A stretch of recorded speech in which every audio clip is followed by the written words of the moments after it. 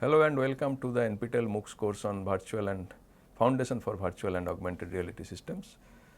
We are going to start a new topic today, that is interactive system development life cycle. If we reflect on our earlier learning, let us quickly see what we have learned so far. Now, earlier at the very beginning we talked about AR/VR systems, and subsequently we talked about the relationship of these extended reality systems to interactive systems. So, we talked about the idea of interactive systems first and then learned the relationship between XR systems and interactive systems. Essentially what we have learned is that XR systems are nothing but a class of interactive systems, because eventually the users of the XR systems are supposed to be laypersons. Also we noted how design and development of interactive systems are affected by various human factors, and in the context of that knowledge we also talked about human factors and their relationship to XR systems. Eventually that discussion led to the concept of user centric design. So, when we are talking about building an interactive system, essentially what we try to do is build a system that is that has followed user centric design approach. Now, what is user centric design? That is essentially to involve the users in the design process, so that we can understand their needs, their expectations, their goals, and accordingly we can design the system so that all those are supported. If we do not do that, then it will lead to systems that are unacceptable to the users. In this context we also talked about usability of a system, and we mentioned that goal of any interactive system is to make the system usable with respect to specific group of users in the specified context of use. So, that is what we have learned so far. Note that when we talk of usability, we talk of specific group of users, specified context of use, and specific tasks. So, it is not that we try to make a system which will be usable for any user in any context for any task. So, these things are important. Now, the question is, how do we develop such system? How do we take into account the users in the overall development process? So, that is what we are going to learn in this and subsequent few lectures. So, the basic thing in user centered design approach is to or in other words the objective of user centered design is to design products that increase usability. Now, in our context, products are nothing but the application software that we are dealing with. Now, we have seen that when we use the term user centered design or user centric design or human centric design or participatory design, so there are different terms, different phrases to represent the same concept. The basic thing there is that such approaches, in whatever name we call it, such approaches essentially emphasizes on either active or passive involvement of the users in the overall design life cycle, which includes design and implementation. So, the goal is to involve the users either actively or passively. The core design concern when we are talking of an user centric software is design usable systems to cater to the needs and expectations of the layman users or laypersons. So, essentially we are trying to build application software which are XR systems which of course depends on some hardware, but that is a separate consideration. Now, this application software is supposed to be interactive software, interactive system, because they are supposed to be used by those who may not know how the hardware works, how the software works, they may not need to know. So, they are the laypersons. For them, we need to go for user centered design approach or user centric design approach or human centric design approach or participatory design approach or similar such phrases we can use, but all point to a particular approach where we try to include or involve the end users in the design process either actively or passively, with the end goal of having usable systems, having our application software usable. Now, in order to achieve that goal, in order to achieve the goal of having an usable product, usable software, application software, certainly we cannot work in a haphazard manner, we cannot work ad hoc manner, we require a systematic approach, a proper step by step process we should follow, so that at the end the process itself ensures that we get as output of the process the usable application software. Now, this brings us to the idea of software development life cycle. Probably majority of you, if not all, are already aware of these things. Probably you have studied this in any software engineering course. If you have gone through any such course, then you know what is a software development life cycle.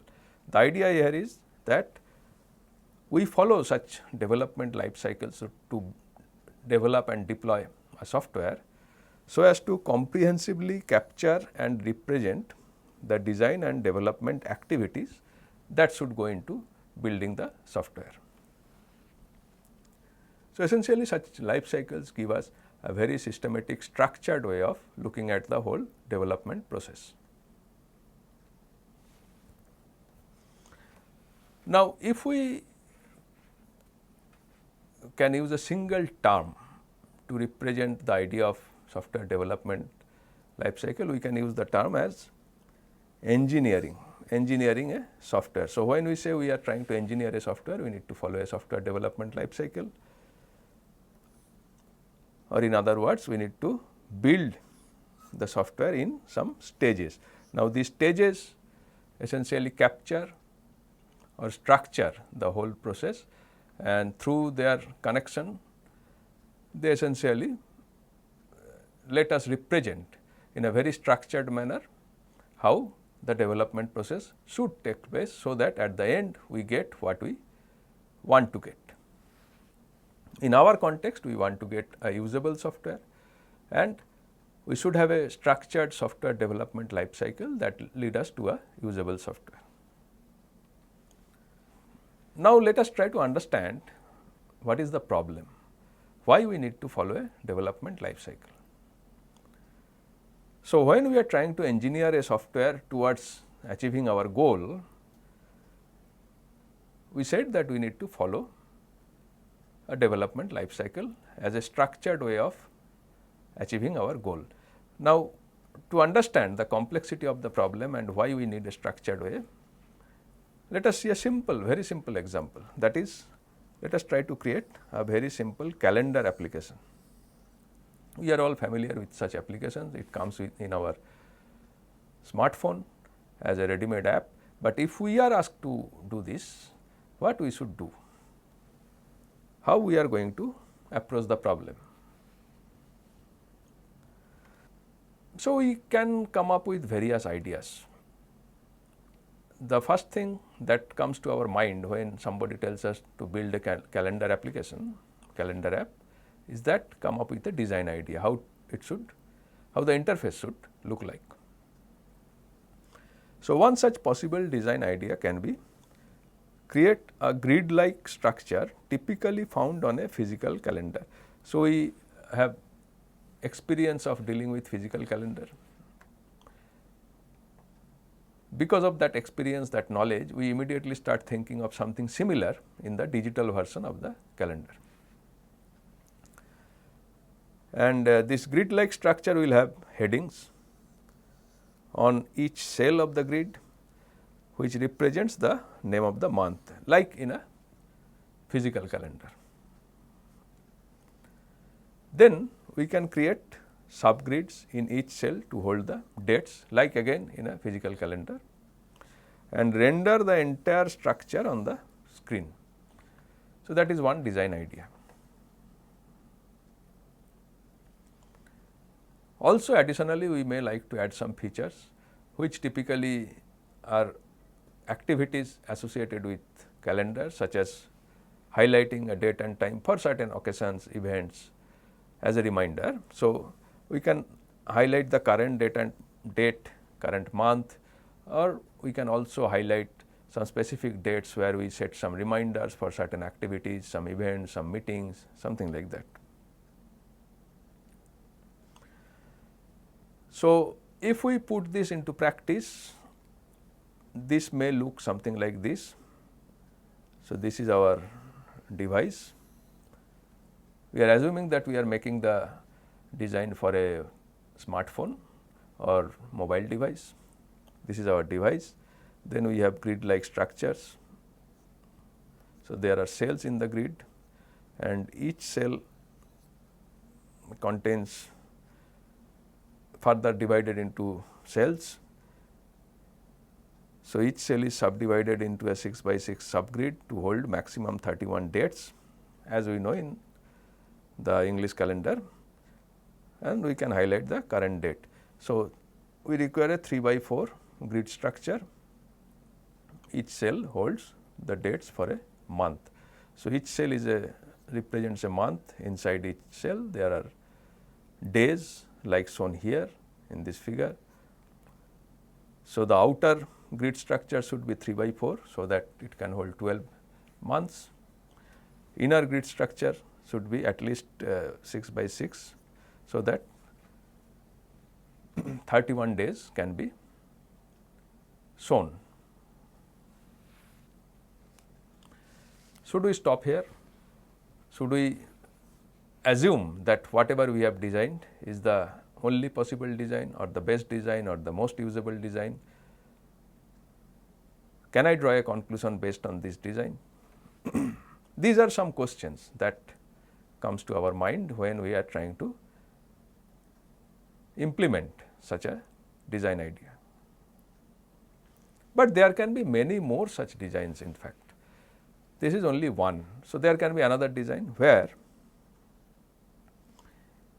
each screen displays the dates of 1 month. So, at a time only 1 month is shown on a screen, say for example, January is shown here, and under January there are dates of January shown in this form of a grid. Now, if I want to see the next month or the previous month, we need to swipe next, or either swipe left, right, or up, down, depending on our design choice. Here also we can highlight the current date in a month view, and screen changes happen through tap or swipe. So, any sort of interaction we can deploy to go to the next month or the previous month or even the previous year. That can be another design. Now, which one is better? If I ask you this simple question, that whether previous one is better or this one is better, or which one is more usable, previous one or this one, can we immediately answer that question?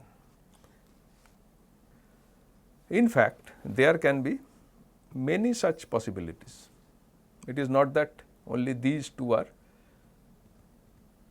possible designs. There can be, in fact, a very large number of such possible designs. And the challenge is how to choose which one is the right one. Now, here in our context, right one means which one is the best in terms of usability. Now, what would be the size of the design space? Design space means the set of all possible designs. So, suppose there are n elements or n objects to be placed on a screen. So, we can actually arrange these objects in n factorial ways on a screen. So, that is the typical size of a design space when we have n distinct objects and none of these objects are repeated.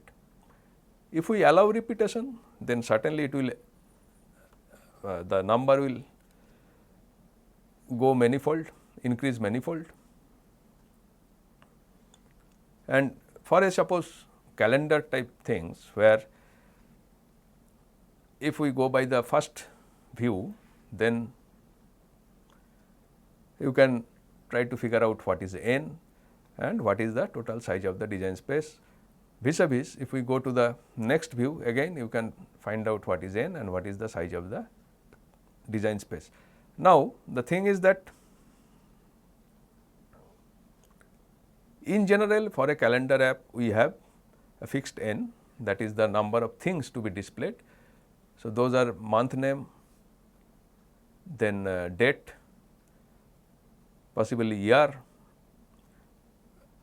and the n is very large. So, correspondingly we can have many such designs. In fact, a very large number of designs which are unmanageable or even unthinkable. Now, the thing is, clearly some of these designs, some of all these possible designs in the design space are invalid, because dates have to be so ordered in a particular way. It is not possible to arrange all dates in random ways. These are some things that comes through our experience, knowledge, intuition, that if the theoretical design space is n factorial, majority of such design choices may be invalid because of practical considerations, and we are left with few choices. However, in reality these remaining choices are very small, or only one choice is left. In most of the cases we can have a reasonably significant number of choices if we are dealing with practical systems. So, although we can immediately invalidate many designs based on our experience, intuition, but still we may be left with 10, 15, 20 choices, which seems to be reasonable. And the challenge is to identify the best among all these possible design choices.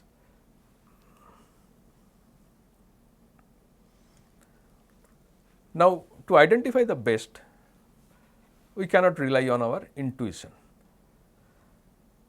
For very experienced developers, for very experienced designers, probably that is true, but not for everyone in general, that our intuition may not help us lead to a single best solution.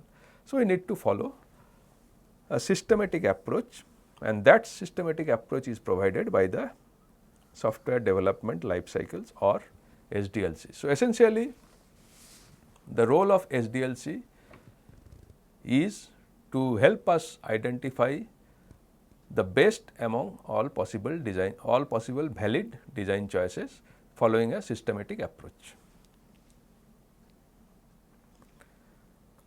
Now, those who have already done a course on software engineering are well aware of different software development life cycles.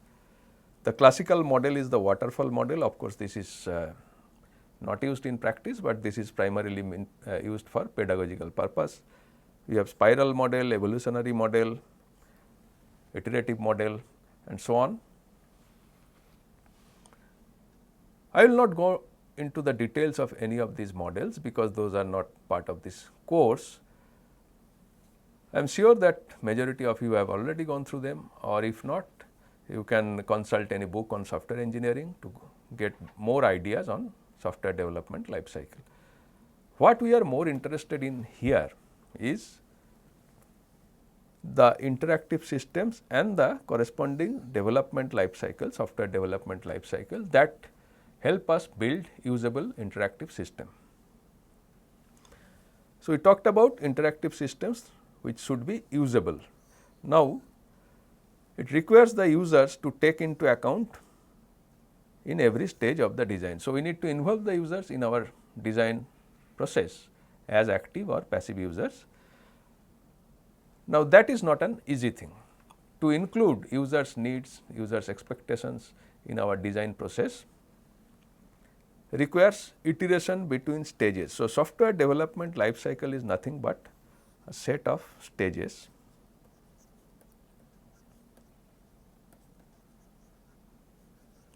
to be followed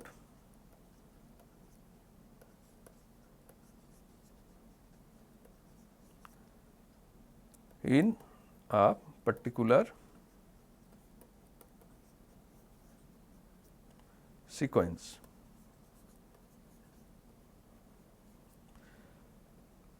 In a particular sequence, ideally these things should be followed. Now, if we are bringing users into the picture, then these stages, the sequence in which it has to be followed gets altered, gets changed significantly, and there appears lots of iteration between stages. So, it is kind of loop. We complete a stage, go to the next stage, then we may need to go back to the previous stage rather than proceeding to the next stage in the sequence. So, that looping happens more frequently when we are dealing with interactive systems and usable systems. So, in order to implement user centric design approach for building interactive software in general and extended reality software in particular, we require highly iterative life cycle, highly iterative software development life cycle. And this iteration between stages, the looping between stages are there to account for the user feedback. Although I am using the term feedback here, but essentially it means involving the users in different ways, not necessarily through feedback only.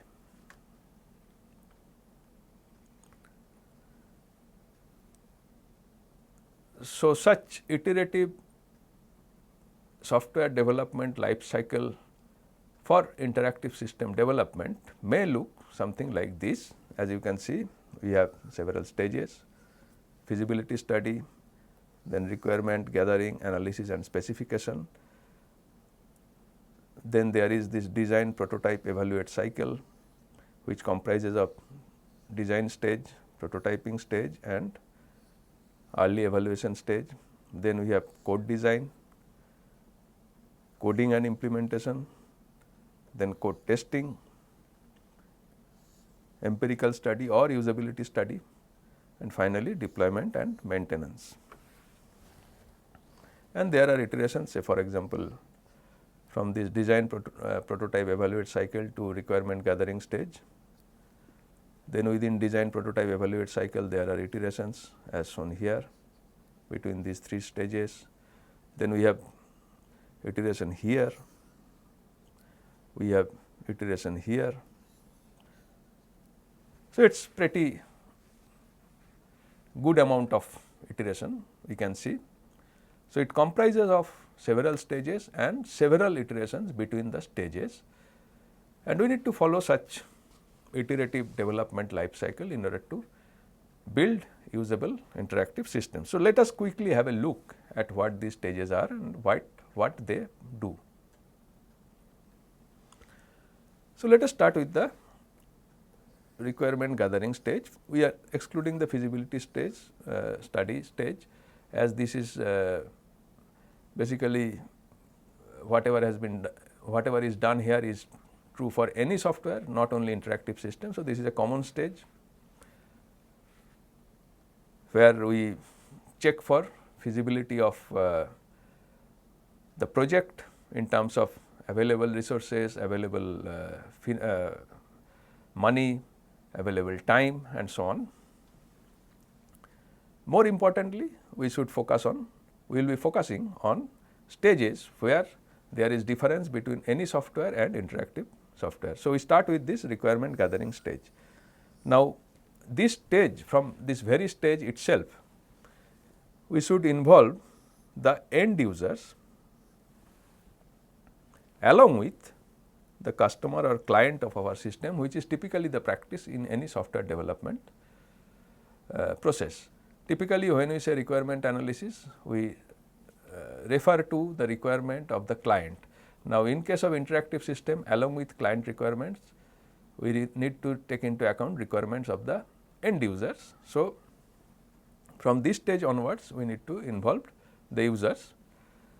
There are several methods to gather end user requirements, such as contextual inquiry, ethnographic studies, cultural probes, and so on.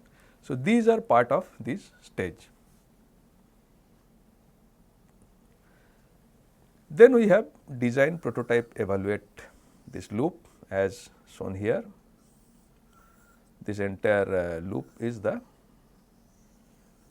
design, prototype, evaluate loop. This loop is required for refinement of early designs based on user feedback. So, we have involved the users. So, whatever feedback they give, based on that we can modify the design, and we need to do it in several iterations. So, suppose based on this requirement analysis we came up with a design idea like our calendar app. Then we can quickly create a prototype of this idea and get it quickly evaluated. Then we identify problems through evaluation. Now, based on that problems we refine the design, then again evaluate, then again prototype, evaluate, and this process continues till we reach a stage where not many significantly different problems are being identified through this evaluation. So, in that case we can say that our design has stabilized and we can move to the next stage. So, this cycle involves many iterations. So, it is essential that each of these stages can be completed quickly, so that many iterations happen within a reasonable time. So, it should be performed quickly. The whole cycle should be less time consuming, otherwise the overall turnaround time will increase significantly. Now, this design, prototype, evaluate loop include interface design, interaction design, these two activities. So, when we say that we are trying to design the system, essentially there are two parts. We are designing interface and interaction. When we talk of design here in this design, prototype, evaluate cycle,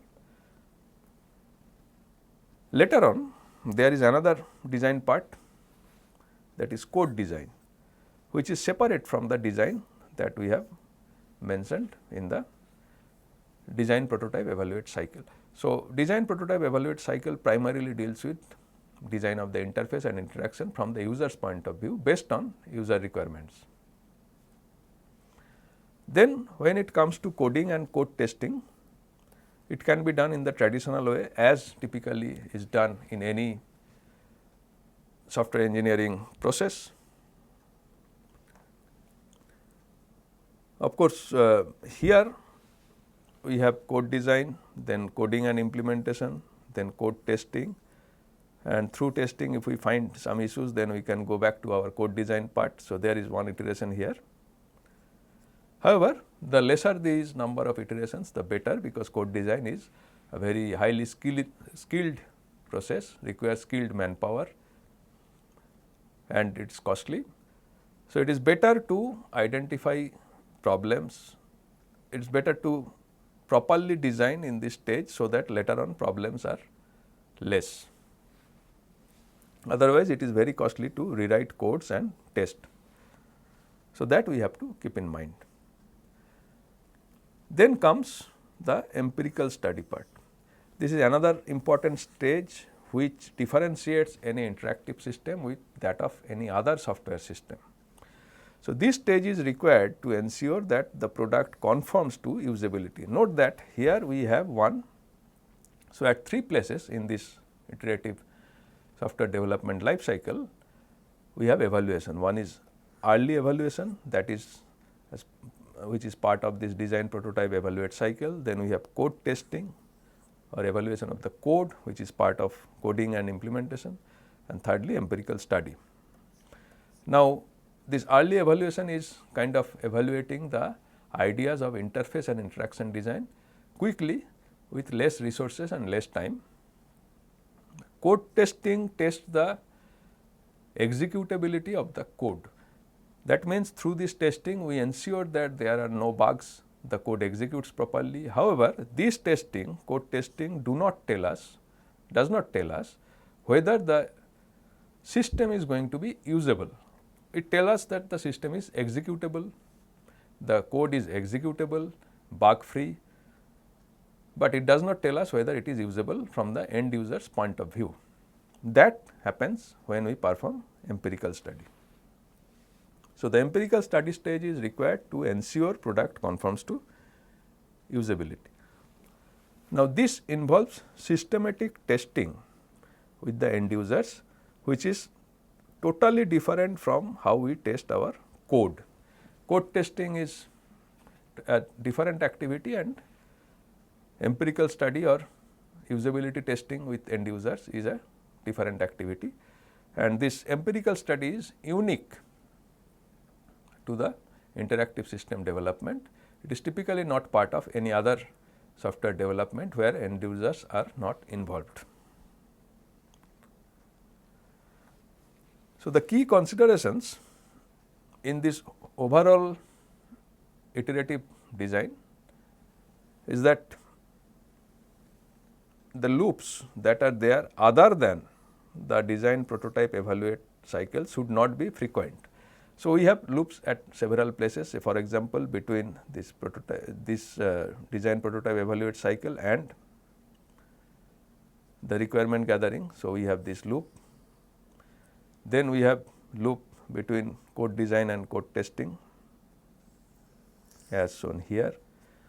We also have loop between design, prototype, evaluate cycle and coding and implementation and empirical study. So, this loop.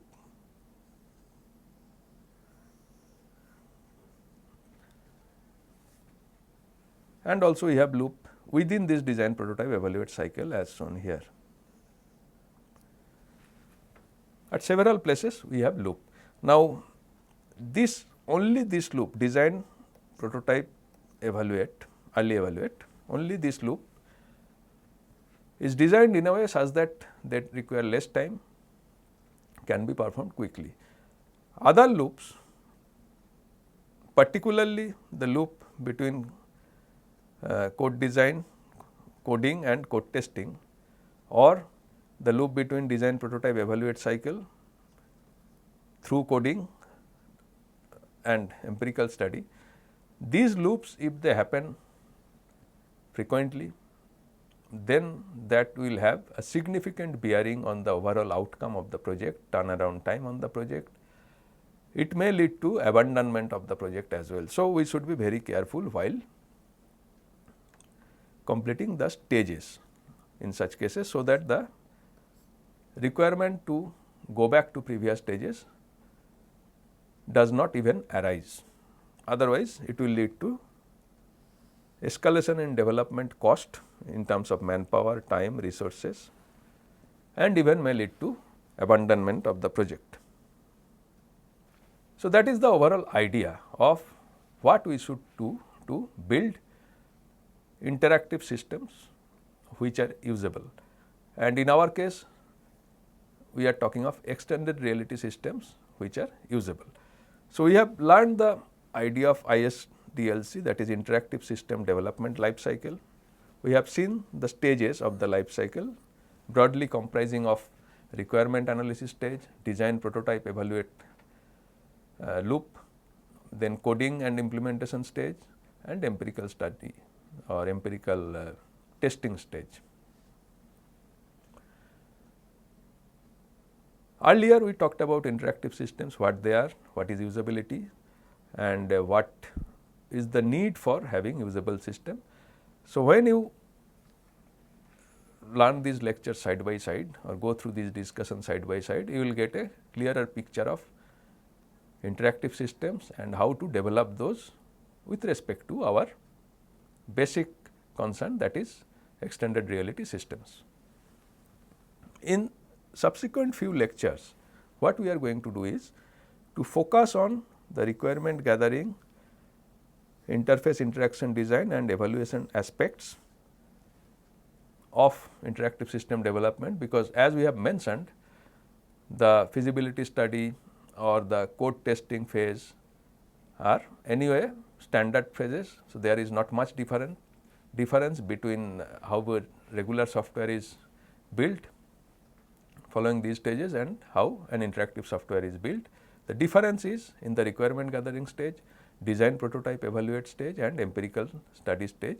So, in next few lectures we are going to devote some time on discussion on these stages, and we are going to use a case study to understand these stages with respect to our extended reality systems.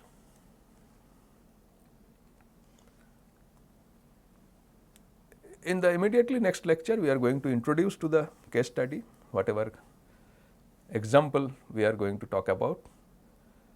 We are going to introduce that idea, and then in subsequent lectures we will explain each of these stages in terms of that case study and how we have taken care of these concerns through our design effort with respect to that case study we are going to discuss, so that you get a hands-on understanding on a practical system and the theoretical concepts. So, to understand better on these topics, you can refer to this book, Human Computer Interaction, User Centric Computing for Design. Here the interactive system development life cycles, the stages are discussed in more details with respect to a broader interactive system development concerns. So, if you are interested to know more, please refer to this book. So, with that we have come to the end of this lecture. I hope you could follow the concepts, and looking forward to meet you all in the next lecture. Till then, thank you, goodbye and happy learning.